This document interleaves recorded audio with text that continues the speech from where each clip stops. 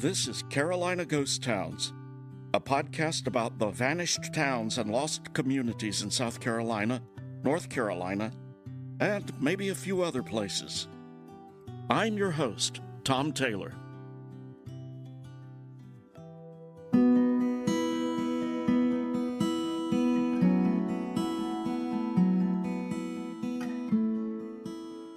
Skagit Valley is about as far from the Carolinas as you can get and still be in the continental United States.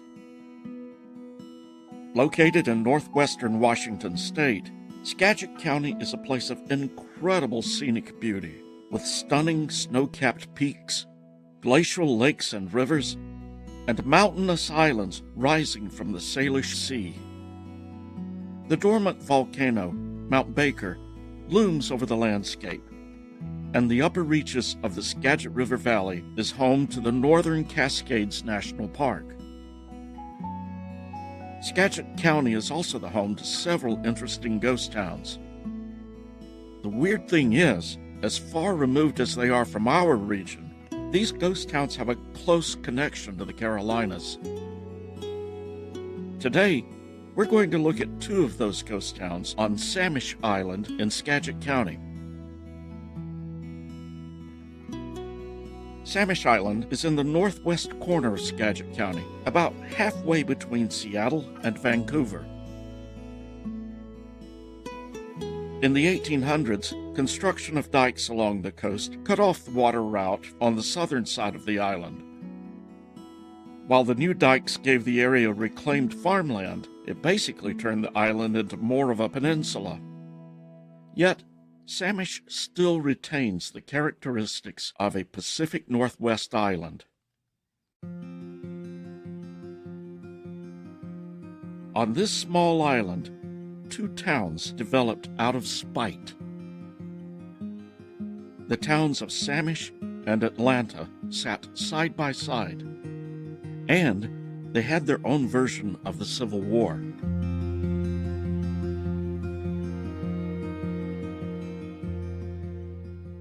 There used to be a barbecue place near my office in Duncan, South Carolina, that we would frequent for lunch. There were lots of exposed timbers, and it had a logging lumberjack theme. Old photographs hung on the walls of men with saws felling giant trees.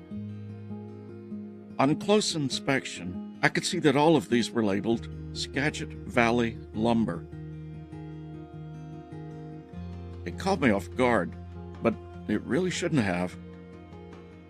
There has long been a connection between Appalachia and the river valleys of Washington, much of it based on the timber industry. Western North Carolina is known as the cradle of forestry. George and Edith Vanderbilt of the nearby Biltmore Estate are credited with sponsoring the first science-based approach to forestry. However, logging and timber were booming in the area long before the Vanderbilts got involved. When the timber areas began to open in the Pacific Northwest, skilled lumber workers were needed. Settlers came from all areas, including the Southeast. The real migration picked up with the completion of the railroads. First, the Great Northern Railroad from Seattle to Bellingham in the 1890s, then the railroad from Burlington to Rockmont in the early 1900s. The railroad and timber wasn't the only draw for Southerners. Long before the Great Depression affected the rest of the nation, Southern states were hit by the aftermath of the Civil War, Reconstruction, and the backlash to Reconstruction.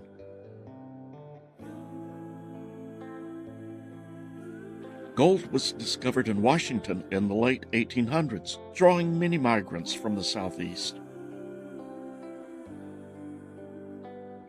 Some of these were Confederate veterans looking for a more lenient climate.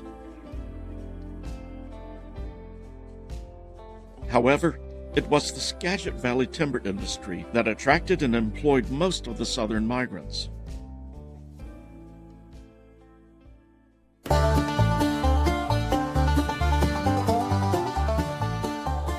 Many of these migrants were from the mountains of North Carolina. So many, in fact, that the upper Skagit River Valley became known as Tar Heel Land, after the nickname for North Carolina residents.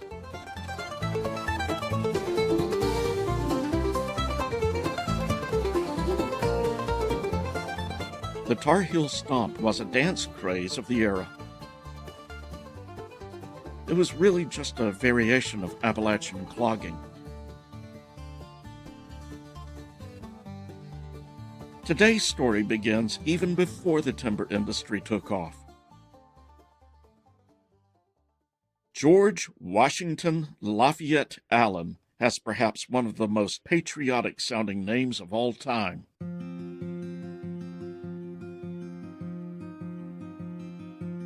Allen was born in Lee County, Virginia, and moved to Washington State sometime in the mid-1800s, but the date seems to be in dispute. Some sources list Allen as a Confederate veteran. However, some also place him on Whidbey Island as early as the 1850s, which would preclude his fighting in the Civil War.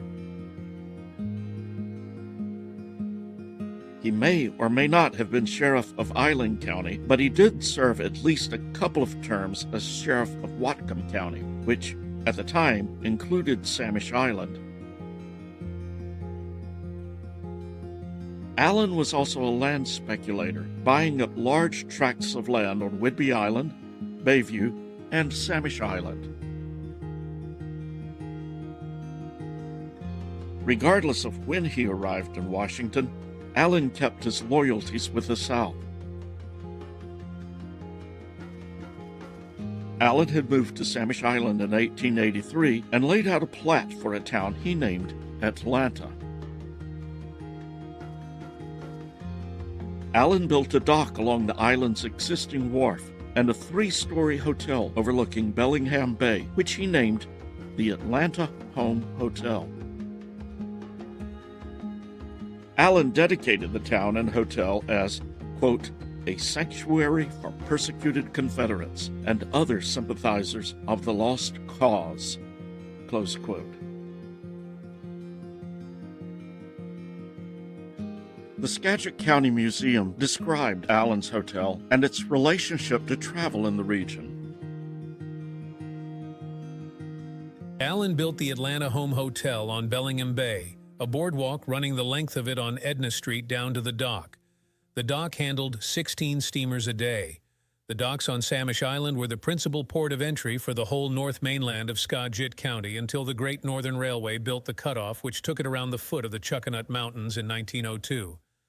The larger steamers deposited freight and passengers on Samish Island to be transferred to small boats for the trip up Edison Slough. George Allen's new endeavor apparently didn't sit well with Union veterans on Samish Island, and especially with landowner and Union sympathizer George Dean.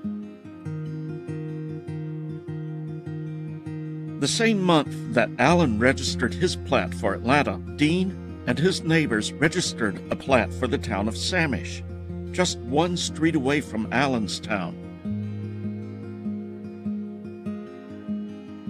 Dean and Allen competed for real estate sales and settlers, hoping that they would buy their lots. Both towns competed for steamboat traffic, including passengers and cargo. Dean extended his dock so that it would be larger than the one in Atlanta. Allen added a saloon to his town, and Dean succeeded in getting a post office, each in an attempt to get more customers. Tensions ran high between the two towns, and there was occasional violence. This came to a head in 1895, resulting in the murder of Alonzo Wheeler. Wheeler, a former Confederate soldier, worked for John White, who operated a service providing cordwood for steamers running between Samish Island and Edison out of Atlanta.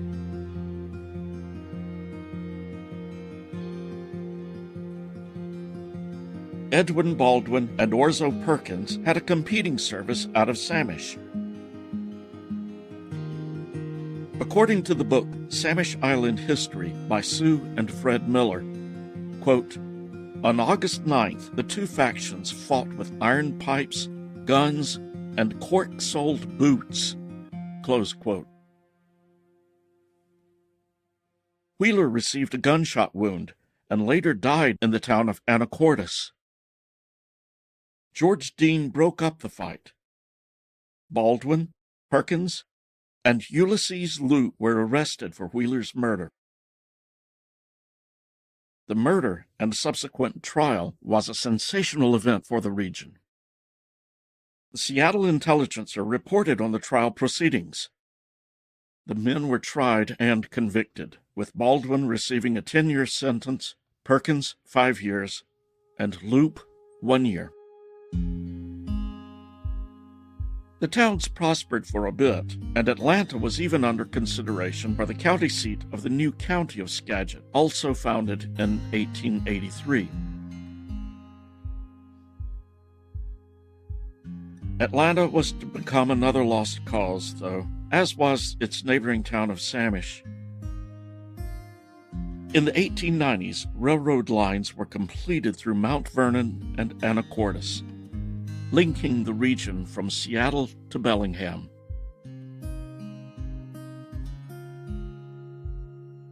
Steamer traffic decreased along the Puget Sound. Neither town developed beyond the steamer services, saloon, hotel, and a couple of stores, and soon even these services faded away. The names persisted, though. A 1941 map of the island still shows Samish and Atlanta along the narrow neck of the island. This map also shows Ulysses Loop as one of the largest landowners on the island, despite his conviction in the murder of Alonzo Wheeler. George Allen continued to run the hotel until his death in 1903, with his family continuing for several years afterwards. When the new owners took over, it was renamed Lummi Lodge and continued a moderate business as the only hotel on the island for many years. According to the Miller book, it, quote, had 2.5 stories with porches off the first and second floors. The front door opened into a large lobby and then an ample dining room. A boardwalk came up from the dock and extended the length of the building, close quote. The hotel was lively during the 1920s. In the Miller book, island resident Madeline Hopley describes the dances held there and her fascination at seeing cars draw up and let out the flappers. In the early morning of January 5th, 1933, the Atlanta Home Hotel, also known as Lummi Lodge, caught fire and burned to the ground.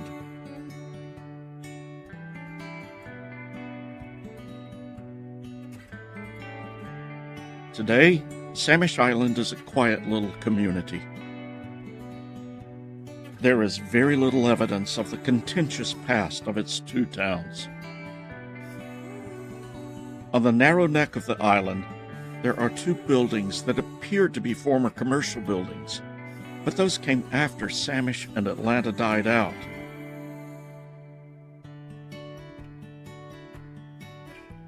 Today, even the location of Samish Town has been forgotten, or at least remembered incorrectly. The USGS GeoNames Service has the former town located on the other side of Samish Bay, off of the island. George Allen is buried in the Bayview Cemetery, just south of Samish Island. Ulysses G. Loop has a road in the area named for his sons, George and Thomas, G. Loop and T. Loop Road. My late mother-in-law, who lived on Samish Island, always wondered how these could be a loop road when the roads came to dead ends. She never realized that loop was a last name and not a description of the road itself. If you'd like to learn more about ghost towns in this area, the Skagit County Historical Museum recently had an exhibit entitled Lost Cities of the Skagit. There's also a book by that title by Mary Anderson Dinsmore. Mary recently did an interview on the podcast Tales of the Magic Skagit, which is well worth a listen. The reason I'm so excited is there's a current exhibit at the museum that'll be there, Mary, for how much longer? Until March 12th. Until March 12th. So, folks, you have a little bit of time to take this in. But it is an exhibit dedicated to the subject of a book that Mary has written. The book is called Lost Cities of Skagit. What Mary has done is, and the museum has done, is to set about to fill in that bit of history that might otherwise be lost to us in the proverbial mists of time. And therefore, the exhibit and Mary's book are devoted to preserving the memories of those places. To give you an idea of where Mary's coming from as the author of this book, and I've asked Mary if she would read to us the preface of the book. Mary, take it away. Thank you, Michael. My love of the lost cities of Skagit began with my father, Roy Anderson, who was born at Conway in 1908. Although his memories were of the waning years of these settlements and communities and villages, they nevertheless left their mark. Throughout my youth, he talked about them often. He recalled driving a team of horses to attend Swedish picnics in the Hoogdal area and the first crops planted in Cedardale, south of Mount Vernon, after months of hard labor clearing the stumps. Riding the cable ferry across the river to the Swedish Methodist Church in Skagit City when the service was still conducted in that language. Taking a team of horses to cut wood in McMurray and finding his way home by lantern light and rifle close by because he was caught out in almost total darkness. Trying to save the dike near Milltown during a flood on Christmas Day, and rowing with his father after the dike broke to the store at Conway and buying some oranges. Any citrus fruit was an unheard of luxury then, but that was all they had for Christmas that year. These tales increased my own fascination with these places that shaped this area, from the mountains to the valley to the sea that we call home. My hope is that I can share some of these perspectives as we rediscover these places of our past to better understand the dreams of the people who built Skagit County out of the forests, the swamps, to the prosperity of the present day. That does it for this episode. Next time, we'll be back in the Southeast. In the show notes, I have photos of the old Atlanta Hotel as well as the plats for the towns of Samish and Atlanta. Thanks for listening, and be sure to join us next time for Carolina Ghost Towns.